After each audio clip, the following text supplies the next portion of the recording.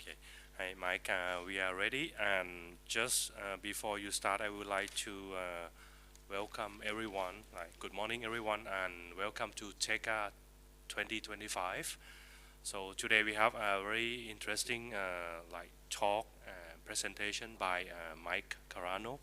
So I'd like to introduce Mike to you before he starts. Well, it's my pleasure to introduce our distinguished speaker, Michael Carano, who is joining us online. It's not me who giving the presentation. It's Mike Carano from the U.S. So it's online now. So Mike is currently working in business development at Trusted Semiconductor Solutions. He brings with him an exceptional background in the industry, PCB industry, with over 190 published technical articles and holding 9 US patents and 22 foreign patents. Mike is a real expert in the field. We met him in the US this year. We were looking for someone who know about advanced packaging and have actual experience in the field. So Mike is one of the potential candidate to give a talk today. So and we were so happy that he accept our invitation. But unfortunately, due to some travel arrangement, he couldn't make it this year. So hopefully next year he can come here and meet us face to face. Mike also hold a Bachelor of Science degree in chemistry and MBA in marketing and business strategy. His expertise cover many areas, including PCB technology, semiconductor, advanced packaging, medical device, coating, and corrosion protection. So Mike is also recognized as a subject matter expert in surface finishing, process control, and high reliability, mission critical technologies, exactly the areas we need to understand for Thailand's future in advanced packaging. So he also been active member of IPC since '92, serving on several committees, and previously served 14 years on the IPC board of directors. This gives him a deep insight into industry and global trends. Yeah. Today, Mike will share with us advanced packaging technology and investment strategy, focusing on Thailand's PCB technology roadmap and the tremendous opportunity ahead of us. So without further delay, please join me in welcoming Mike Carano. Yeah, please. It's a pleasure to be here, and I've heard a lot of the great things. I've been to Thailand a few times, and I've noticed in the last few years the great amount of growth going on in the electronics industry in Thailand. So I applaud you, and I continue to hope that you continue to make growth there. This is a very exciting time for this industry, and particularly for your country.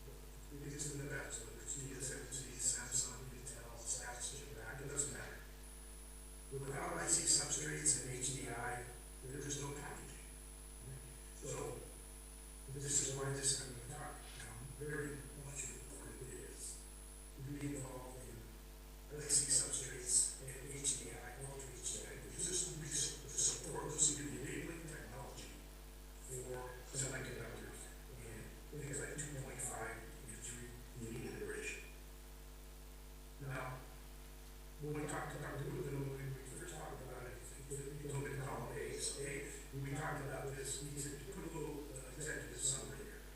This is kind of going to drive the rest of this, the themes here in this presentation. There's local substrate market. So I'm talking about the organic substrate market, things that printed circuit board fabricators do every day. This is where significant growth opportunities, even more than 12 layer, 14 and 16 layer multi-layers. The margins are significantly higher. Okay? We'll talk about that later in the presentation. As I said before, without HDI, ultra HDI, you can't get to advanced packaging. You can't get to heterogeneous integration. Okay? I'll show you why. And this, I think, is really exciting here. The market growth potential just for IC substrates is 10 to 12 billion US dollars by 2030. Right now, it's about 5 billion, but it's growing much faster than even that. It's growing by 18 to 19%, perhaps 20% per year.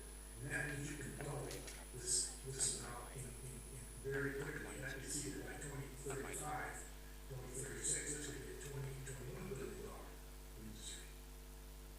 That is going to be significant. And the beauty of it is the margins are much higher. But with it comes risk, because you need to make investment in the equipment, workforce, standards, training. And of course, it's important because these are very challenging in terms of line widths and spaces. The yields are going to be, very, very careful. So remember that. And we'll talk a little bit about how university and industry developments can join together and make this happen. But I think I want to tell you too that, we are at a critical juncture in this industry. The increasing complexity of integrated circuit packaging is growing the demand for all of these opportunities here. Automotive. Some people just think, oh, it's just computers, it's just artificial intelligence. No, it's more than that. It's going into consumer electronics, medical, industrial. We're talking about inspection equipment, testing equipment, direct imaging. So these are this global substrate market is, like I said, is very, very key. And it touches on so many industries. So it's not just people say, oh, it's for cell phones. No, it's not for smartphones, just for smartphones. It's for more than that.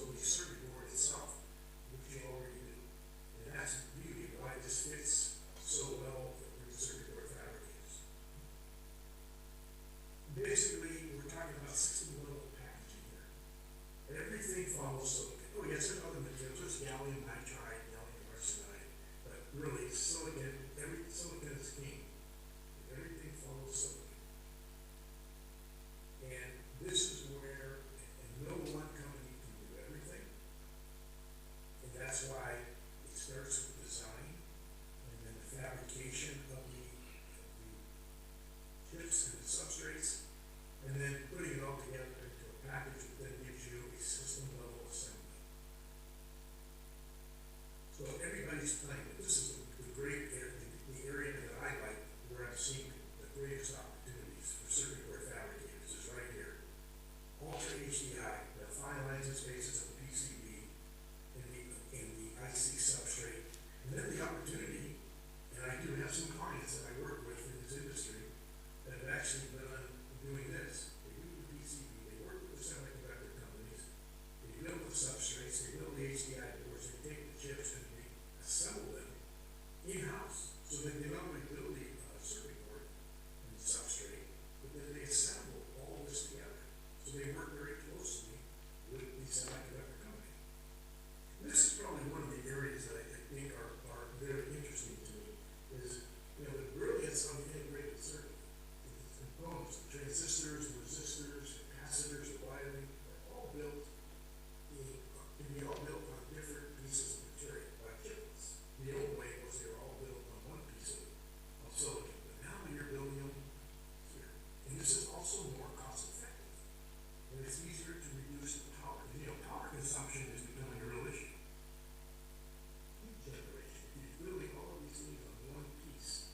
You do all of the work like memory, logic, CPU, things like that. It becomes not only costly, but it can generate a lot of heat and increase the amount of power. By splitting it up into chiplets, then you can reduce the power and also reduce overall cost. And also you can design things faster. So this has pushed us here into this area here. Many benefits of going into heterogeneous integration, including things like compute, memory, accelerator, storage, and data, all together put into one package. And that's where the beauty of this industry comes in. And I say chiplets will, you know, for the I think a lot smarter than me have talked. It tells me chiplets will take over the world. These are the reasons. Some of the best ones are, you know, you're not using it, you don't need a big piece of silicon, you can use smaller pieces of silicon. And you can use mixed nodes, different chiplets that do different things. But those chiplets then can work together, you can actually talk to each other. And this is it's less expensive than doing an entire system on a chip, which is getting monolithic silicon. And chiplets can be manufactured separately, they can be customized. And you can actually make larger nodes with these. And you have better yields, and you can also have higher voltage and current. Where with the finer nodes, 2 nanometer nodes, you don't have that. So this is diversification at its best. And this is what I like this particular slide. It's basically 4 different die putting on one piece of material. And these die can all talk to each other.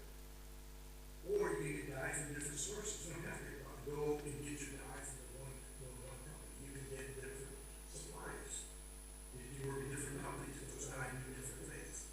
And then you can put it on something interposer. And then eventually you put this entire piece on the IC substrate in there, which is where you're going to come in. And from there you go on to motherboard or a product board. But again, high density, etc. So the technology is there. And these low powers ideas are you know, very, very important to me. And I couldn't, you know, be remiss if I didn't talk about that. You know, keep in mind, process nodes, we also call technology nodes, and it's the smallest feature, you know, the manufacturing technology and creating a wafer. Obviously, the smaller, yeah, I think it's expensive. You know, the yields aren't as good. You really don't like Samsung. That's why only TSMC is really pushing getting down to 2 nanometer. Because 2 nanometer have their own, you know, let's say,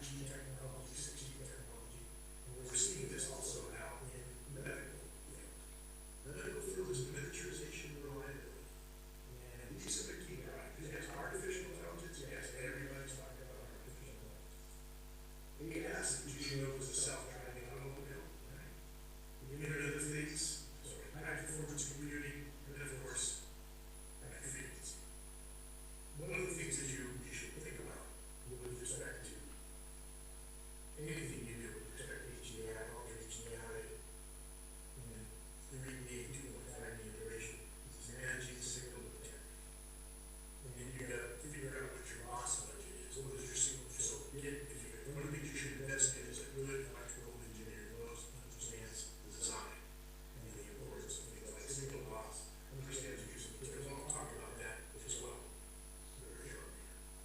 So keep that in mind as we move forward. These are kind of important factors. The growth, obviously, is going to be major. Yes, there's growth in Europe and in the U.S., North America, but the growth is here. Why? Because of the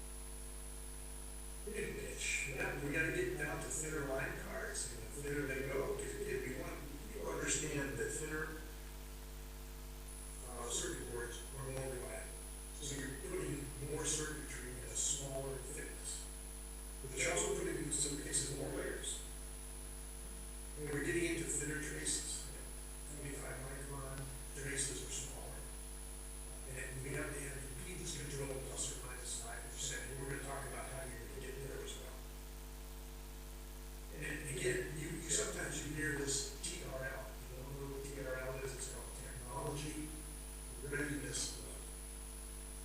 The OEM is going to come to you and say, or TSMC, or come to you and say, okay, I need circuit board that's going to be 16 layers with 25 micron lines and spaces.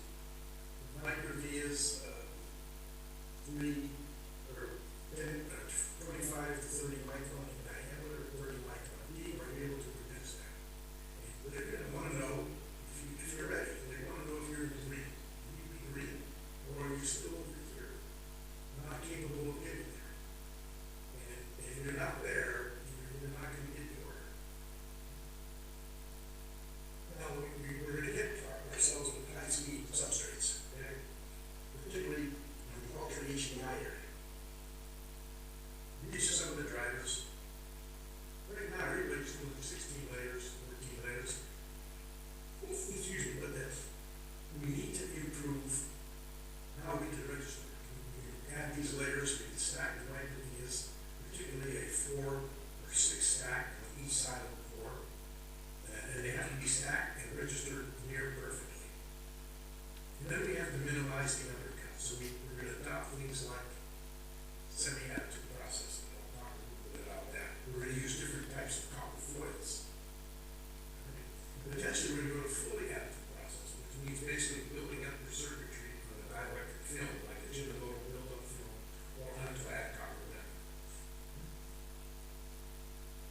And we'll talk, I'll show you more about the material set.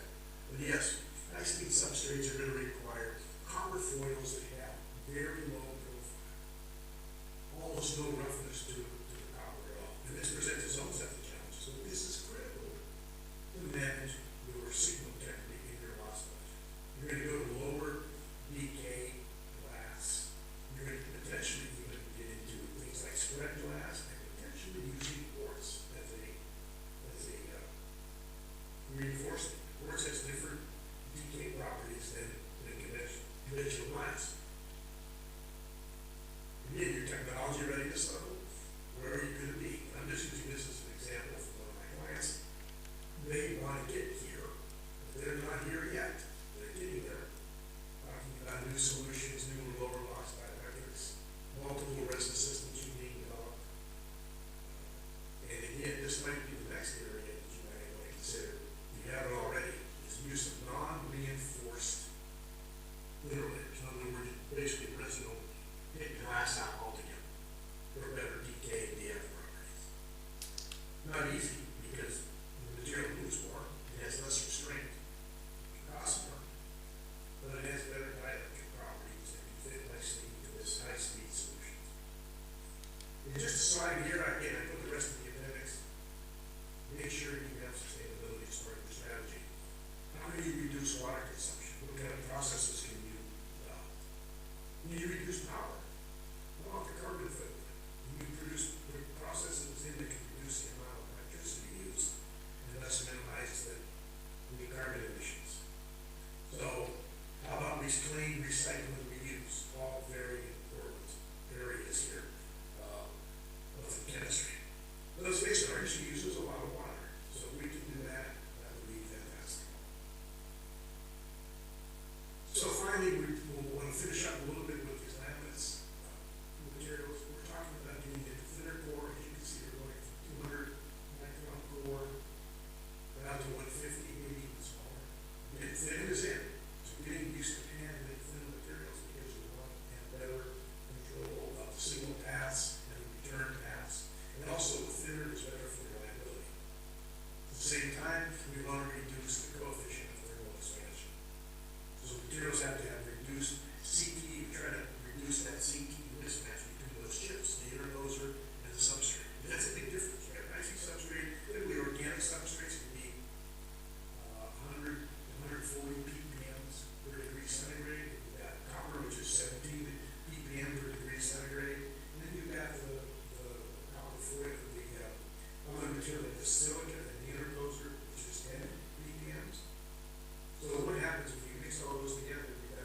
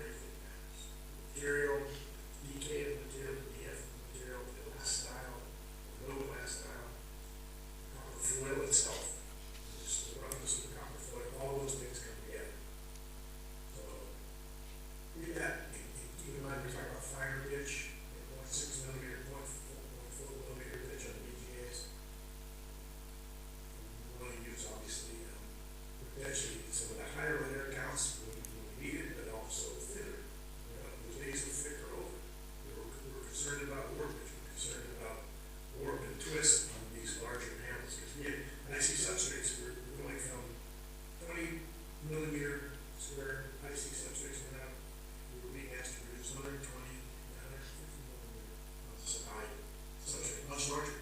Okay, so keep that in mind. And with that comes the exact voltage and concerns there with chips cracking. So all the materials have to be managed very, very carefully. All right, so let's talk about the key challenges for HDI. And this is going to drive your investment. This is going to drive your future strategy. Because you are getting to finalize spaces and also to smaller annual release, sometimes 15 micron, 20 micron annual release, your registration requirements, and sequential lamination, multiple laminations, you're going to need tighter registration requirements. So that means investment in equipment and other performance. How are you going to get down to finalize spaces 15 and 20 micron? In some cases, 10 micron. First of all, you're going to have to make significant investments in photolithography, HDI, LDI, laser directed LED, the latest equipment. Something can give you 15 micron read. Most of the LDI out there right now is 25 micron at best. So you need some improvement there.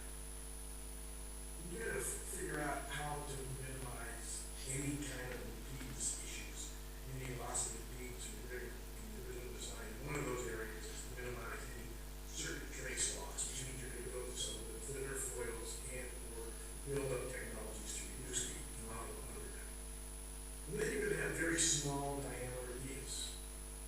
How do you plate those? And plate them reliably, because reliability is going to be key. And then again, as I said before, the signal loss budget is going to be critical. Managing all the materials and chip and the substrates and the interposers together to minimize that loss. How are you going to minimize that type of voltage changes and using maybe potentially embedded resistors, capacitors, or what have you? So these are critical areas for those of you. I mean, you're doing this now, right? You've got tooling and material selection, you've got small equipment, but you're going to get smaller for HDI. You're going to introduce some new technologies for metallization, plating, which you don't necessarily do now. This is going to be critical. This is going to be for trace geometry, figuring out how to have precision imaging and etching. It all really starts right here. You don't have this, none of this up here matters. So that's going to be very, very critical. Then you get into your line via, do you want to still atomic fill?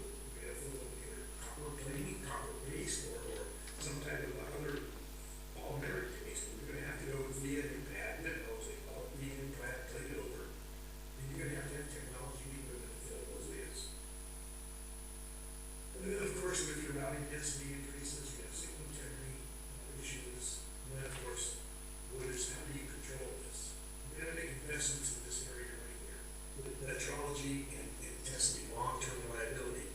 So coefficient, for example, ISD testing, with accelerated thermal cycling, or SITC, some people call it, current-induced thermal cycling. And there's IPC specifications for those test methods to reliability. HDB is the high-density packaging user group consortium does a lot of this information and provides a lot of this data. But as I always tell people, when you're in the circuit board business, think like the semiconductor. Clean rooms, reliability, and metrology. So again, going back to that chart that I just showed with all the connections here, I'm just going to go over these very briefly. That I want to talk about. Again, registration is critical because we have multiple laminations, sometimes 6, 7, 8 sequential lamps. The material, if we're going with lower glass, less glass enforcement, we have the potential for the material to move. So understand that. These higher performance materials also are more brittle, so there's issues there with potential drilling issues and plating issues. But we have to minimize movement at all costs because it's very easy to shift and have this registration. So all of these things are happening. Sequential lamp is going to drive pretty much everything. So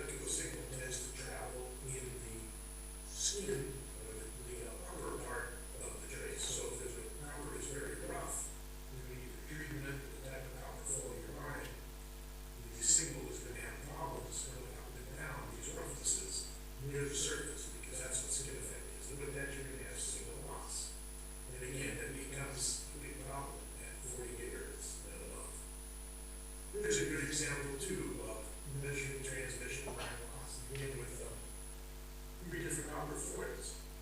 The LP, which is very low profile. The roll anneal, which also has a low profile. And then there's the EFF, which is almost no profile at all. That's the blue line. And as you can see, there's not much difference at the lower frequency. You get up even over 15 gigahertz. You can see that the EFF performs much better, much less loss than either the VLP, which is very low profile, or roll anneal, which also has a very low profile. So you can see just a little bit of change in the profile makes a big difference. And here's a good example of profile. This EFF is ultra low profile. You can see how smooth the surface is compared to a conventional low profile property. You can see how that would affect signal integrity of the signal loss. So keep this in mind going forward. You're going to need to make multiple investments in ways you really have already. I'm getting down to both CO2 and UVA, particularly for 25 micron or videos are coming and they're coming fast, right? Make no bones about that. And there's different also technologies for you to, what I can say is how you can get to these, how you can get to these finer lines and spaces. There's different ways to get there. There's ultra thin copper foils, or there's using dielectric films like the Jimmy build-up film where you're building up a thin layer of copper and etching it away. So you can do that. You can sputter. You can use semiconductor technology and then sputter copper onto a film or an unclad copper laminate to help give you better surface integrity, reduce surface loss, signal loss. So there's ways to do these. I know a lot of people like to use very thin copper foils. Because copper foil doesn't come just in 25 or 40 micron. It comes in 9 micron, 5 micron. It doesn't have, of course, come with that as a handling issue. It's very thin. But if you have a situation where you need to have very fine lines and spaces, one of the things you can do is you can adopt in copper foils. Learn how to laminate those, because that's really important. That can give you some fine lines and spaces, which is great. Or you can do something like this. You start with half on top foil, and then you selectively etch it down. You do a quarter of an ounce or an eighth of an ounce. That would give you also the ability to get finer lines and spaces. Because again, it's all about that straight side, minimizing the undercut, because that can affect your signal integrity and your dielectric constant. And those are going to be more precise in this market. And there's a lot of possibilities with multi-unit reliability. And there's also potential for headaches. And I can tell you from experience, especially 25 years, or the latest 25 years of being involved with HDI and advanced packaging, we see situations where the shape of the media is critical to the cleaning, volume, and less reliability. I'll talk a little bit about that. Using the direct laser techniques or CO2, UVA, the capture pad, so you can make a good connection between the plane and the surface of the capture pad. Very critical. Also understanding how your planing process works, particularly with electrodes copper. The ring structure of the copper, how is the plane copper oriented? We want what people call epitaxial growth. Growth of the grain outward, not on top of each other like this. This is what happens. If it grows like this, it can fail. So epitaxial growth gives a more uniform, more coalescing structure. That has a lot to do with chemistry. So those are the interactions that we see. And so keep that in mind going forward. So there's other ways to go beyond conventional electroscopy. You can also look at direct metallization. Not only you, I've looked again already, I've looked at some of these non-electroscopic processes as alternatives, particularly for HDI, ultra HDI. These tend to work very well. They have a good performance track record in terms of reliability and also metallizing difficult to metallize substrates. And particularly the higher performance materials, particularly electroscopic, good for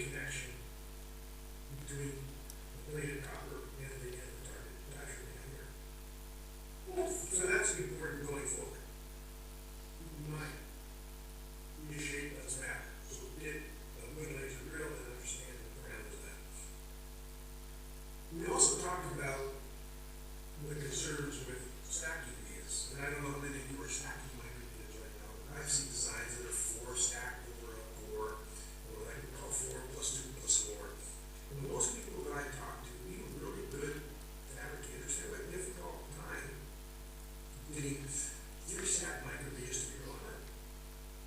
Your stack is okay, just have to say. So what they like to do is what they call staggered some of the micrometers. Instead of having them stacked on top of each other, they stagger, they offset the vias. And we know that improves reliability. The question is, if that can give you enough room on your substrate for designing and routing by staggering. We're going to go out to failure case places where micrometers are buried over a buried mechanical lead. And again, I would suggest most people tell you to offset the micrometers. If you're stacking them, offset them on the buried mechanical just slightly, and that will improve your reliability.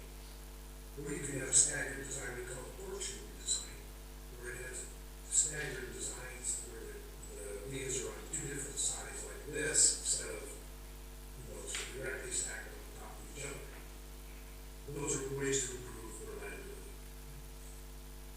And also, we could also be concerned when we design these types of technologies is the larger formats. Larger formats are coming. When they come, we got the concern of the workbench. At the top test methods, micro-via understanding things like interfacial fracture. There's a lot of test methods out there. You see there's a number of test methods that you can use to enhance your integrity of your vias, your light of vias, and your tools. And I've listed a few of these here. And they do have, as I said, probably to them, we call them, we talked about that IPC has a number of reliability and acceptability documents that can help you with your training and understanding of where these failures come from. We also have workshops and professional development courses that may be of interest for certifications in design, fabrication, etc. And some of those courses are offered online through what they call IPC Edge, which is the online educational portal of the Global Electronics Association. Well, this brings us to what do I got to do? What's it going to cost to get in here? Now, I'm not assuming that we're doing a great those things. I'm assuming you're already established and you have some printed circuit board fabrication, building, and some equipment, and some knowledge. But what is it going to cost me now to upgrade? Besides the workforce development. Well, I'm just going to show you some equipment here that I recommend. Again, I want to tell you this stuff. This is from a company that we call Shane.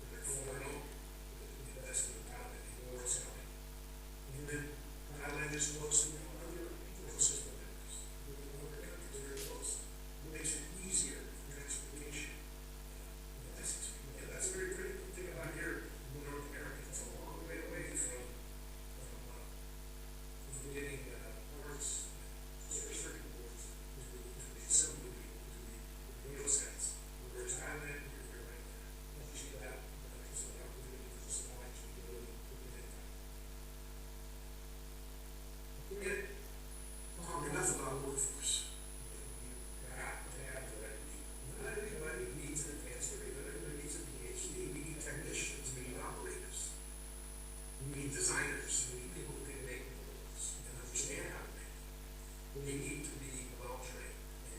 And this is where my own universities, I think this is a big part of that.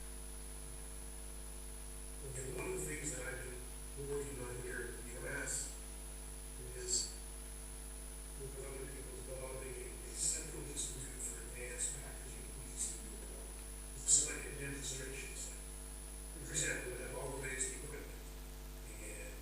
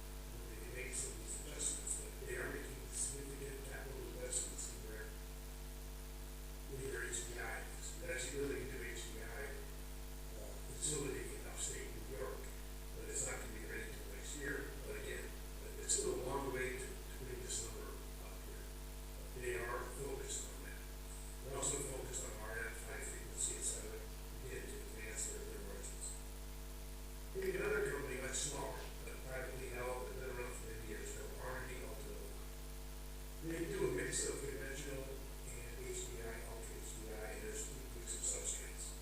But again, their conventional fabrication is 25 to 30% gross margin. That's right.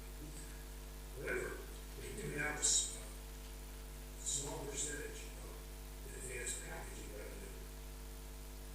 And this is growing, and the margins there are 75 to 90%. With 60% yields. Their goal is to get yields up to 70, 75%. And here's what they can like about is the packages, the advanced HDI, ultra HDI, drop in, you can get a much higher selling price. Because no one else can do this at 25 and 15 micrometers spaces, which is where they're at. They're easily doing 15 micrometers spaces, and some of the work right now is 10 micrometers spaces. That is giving them a huge amount of opportunity going forward. Well, the pre-tax profit is 20 to 25% of sales in general, the whole company.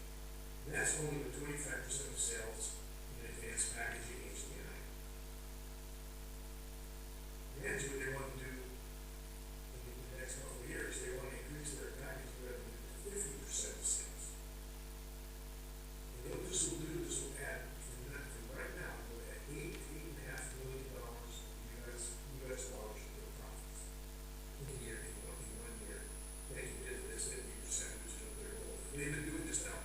They've been practicing, basically working this for the last several years. This didn't happen yesterday. So they've been building up the technology, making the investments, getting the investors to put money in the company.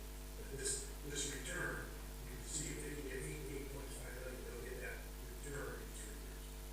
30 to 33%. There's going to be coming up. All that investment paid off.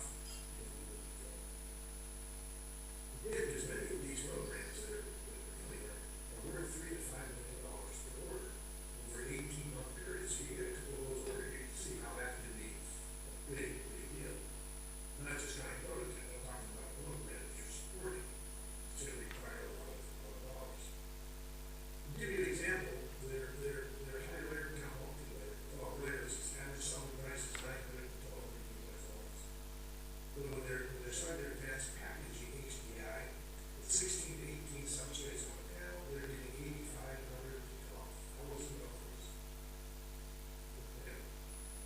The big difference between this number and this number. So you can see how the margins are here. Again, if you can get the yields. If you can only get 10% yields, then it's not going to be very exciting. You can see by making these investments. You can get the yields up and move into this technology, and your customers will see that you're ready. You have that TRL, technology readiness. At the end of the day, you've got to take the systems approach to this. And everything follows silicon. Silicon is not going anywhere. Yes, there's alternatives, there's gallium, nitride, gallium arsenide, some other areas. But everything follows silicon. So take the silicon to systems approach to your investment. Look at the whole picture. Again, you cannot ignore, HDI and ultra HDI, because this is the enabler for advanced packaging. Chips don't food. And look at the entire supply chain. Foundry, the designers, board, the substrate fab, and equipment. They all have to work together.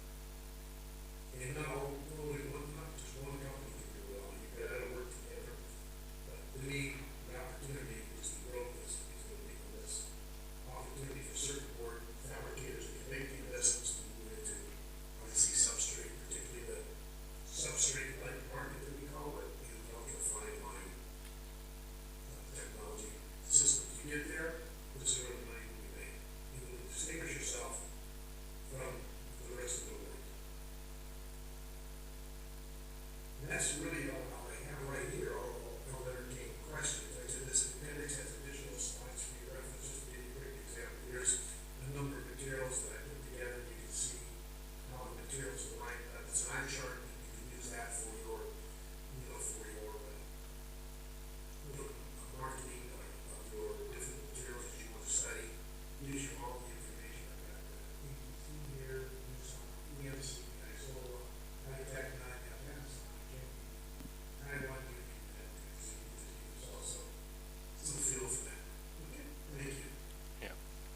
Thank you so much, Mike. I don't think you see the audience, right? Mike? Only me, right? Because I only see like very like paying attention faces. No one is sleeping, so everyone taking pictures and write down notes. Actually, I forgot to tell them that we are sharing the slide. I got permission from you, so yeah. So I just torture everyone taking picture all the way like for 70 minutes. Yeah. So the slide will be shared if you like give your email addresses. Yeah, we can share the slide later.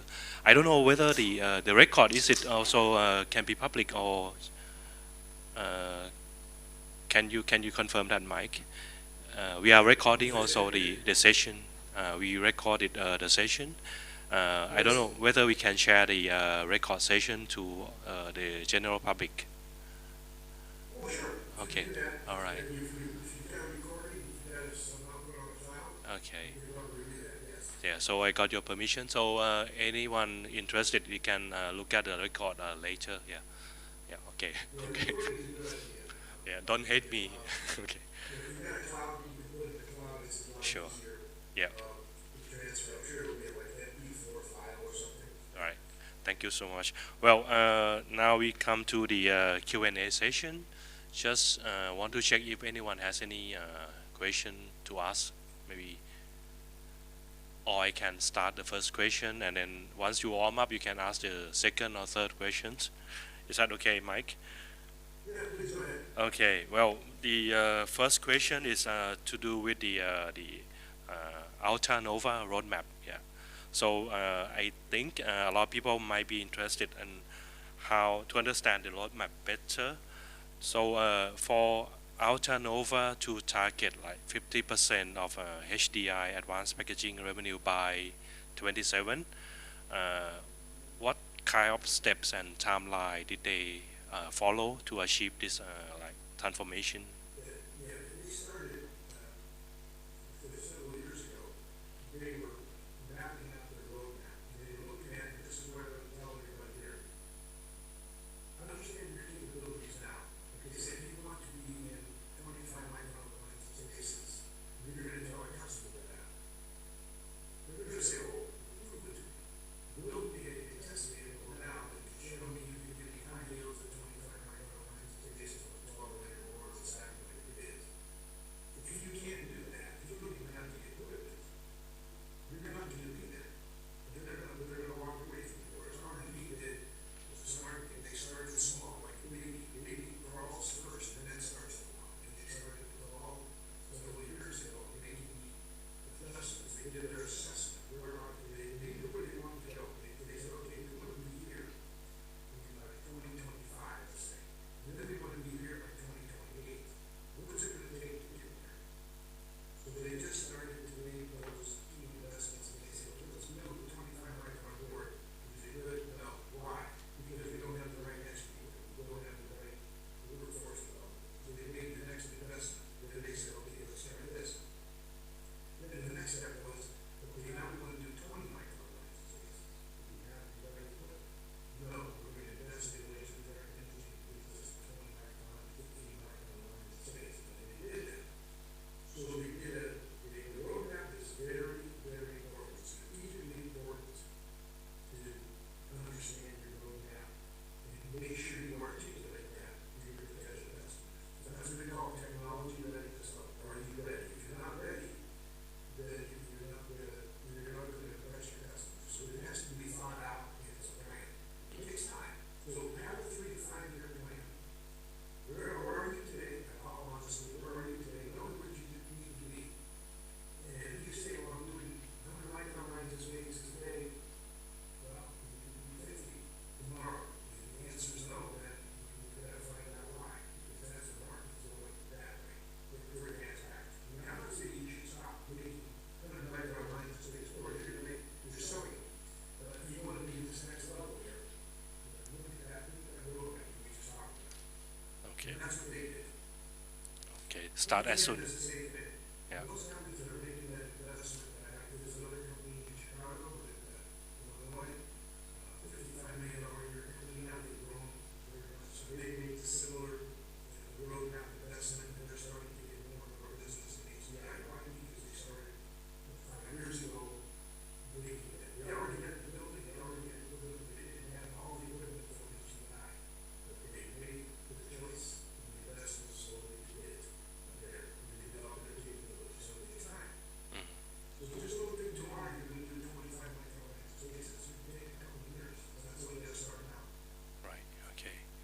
Thank you. And well, for the 10 to 12 billion IC substrate market, like that you mentioned, by 2030, it looks very interesting and very attractive.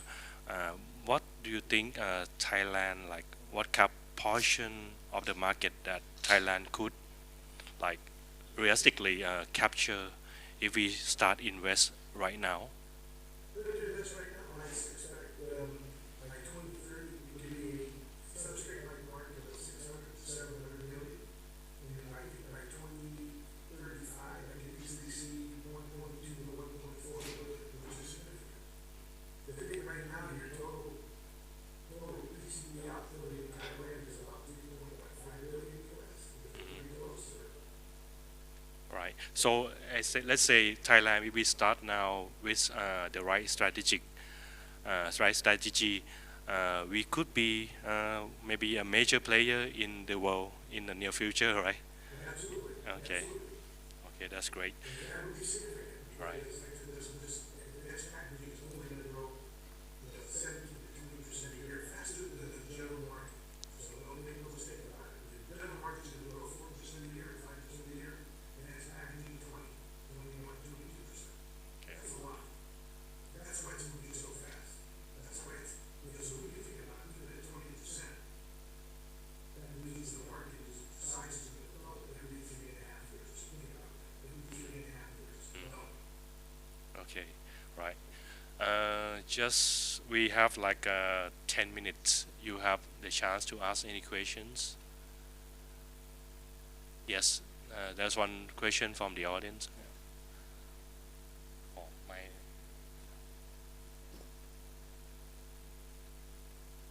Okay. There's one question coming from the audience. Just one moment. Yeah. Hi, Mike. Thank you very much for your lot of very informative information.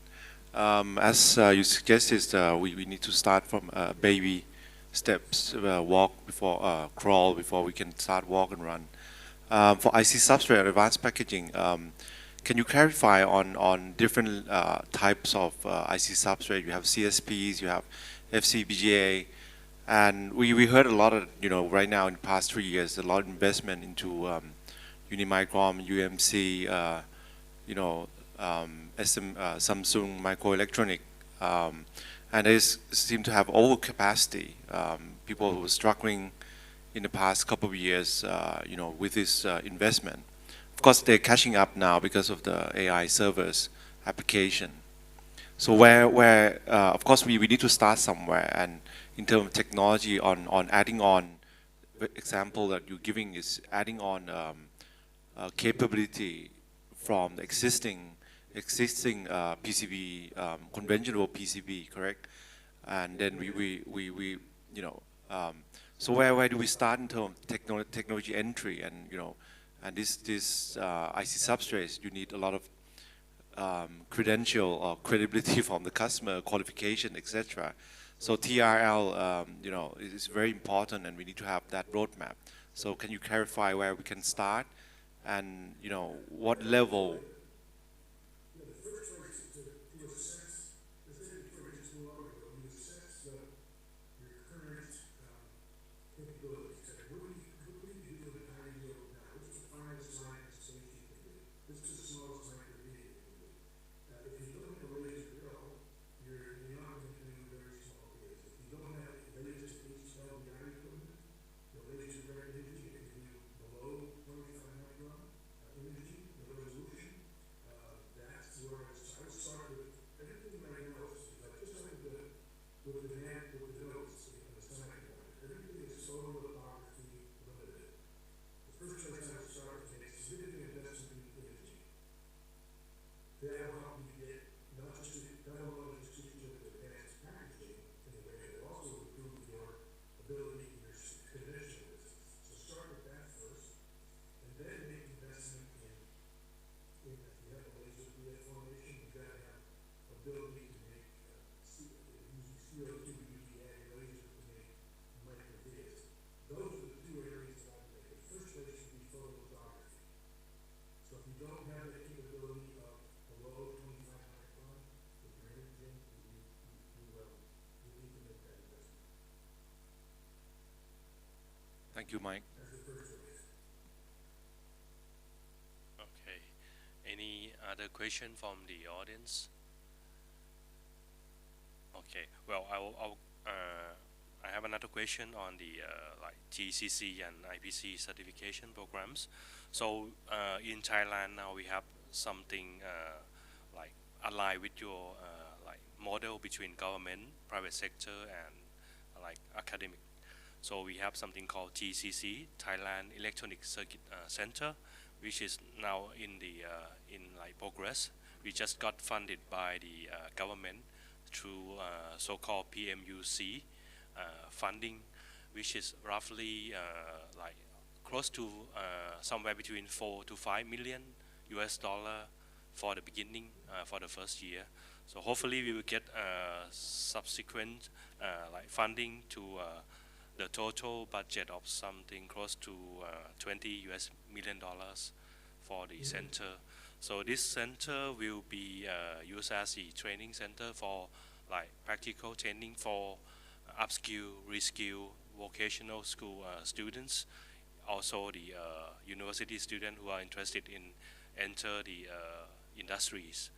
So my question is, do you think are there any like specific IPC certification programs that would be like most valuable to prioritize in the early phases? Yeah, IPC has a number of standards, which is really good, and also a lot of training, online training. I think I mentioned IPC has, being a big global electronics association, has a online portal called Edge IPC has, which is actually a program learning where you can sign up for courses on design, fabrication, assembly, and a number of things like that, which is also good, gets you a certificate certification.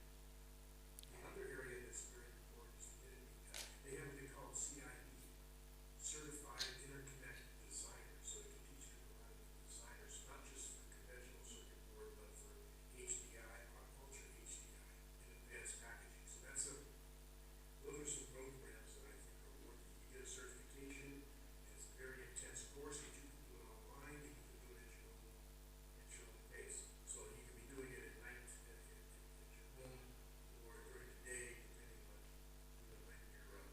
And then the instructor's there to help you, send questions to the instructor, and the instructor can actually help you. The other areas that I think are very important are two key areas is IPC 600, which is the IPC certification for acceptability of printed wiring parts. The other is the IPC 610, which is the acceptability of assembled printed wiring parts. And then there's a number of standards that are related to circuit board fabrication that call the 6012 series. 6012, 6013, 6014, 6050, those are all four different types of printed circuit board fabrication. Rigid, flexible, HDI substrates. And you can get, studies and certifications of those. And you should try to build your company around those standards so that you're building a quality product, which is also important when you're going to your customer. Potential customers say, look, we have these standards, we built these standards. We also are certified, the certifications for this. We have people here that are trained, what they call trained interconnect designers, or trained IPC various standards. Okay. And you can get proof of that, and I think that's very important. Because again, companies I talk to want to see that. They want to see what the investment is in training. Yeah, that's great. Do you have this in all languages or in English only? No, yes, in all languages training. Okay. Yeah. Oh yeah, they did a great, the organization has done a lot of work in translation and putting it into different languages. Okay. Well, I have to say that you are perfect on timing. We have 2 minutes left, and I will have to wrap it up now. So let's say I got the key takeaways here. Well, start with the right investment model for the companies. Whoever want to invest, you have to have the right model, and you have to also to invest heavily in the workforce development. So hopefully TECC together with IPC or Global Electronics now together we can like help building the like people capacity for the companies in Thailand, and well, anyone, any partners with TSPC, we can also help. And the other thing is automation and precision are very critical for the success. So this is my like notes on the takeaways, and well, I like to thanks Mike so much for your time and very comprehensive presentation, both technical and also investment aspects. Well, this is very useful for our audiences and for myself as well. Well, thanks so much, and also for your kind like offer for like sharing the presentation and the recorded session for public like audiences. Yeah, thanks so much. Yeah, hopefully we'll see you in face to face. Thank you so much. Right, bye bye. I'll see you soon face to face. Yeah, yeah. ขอบคุณครับเดี๋ยวถ้าใครสนใจสามารถทิ้งอีเมลไว้ได้นะครับเราจะแชร์ไปใช้ได้เต็มที่ขอบคุณนะครับ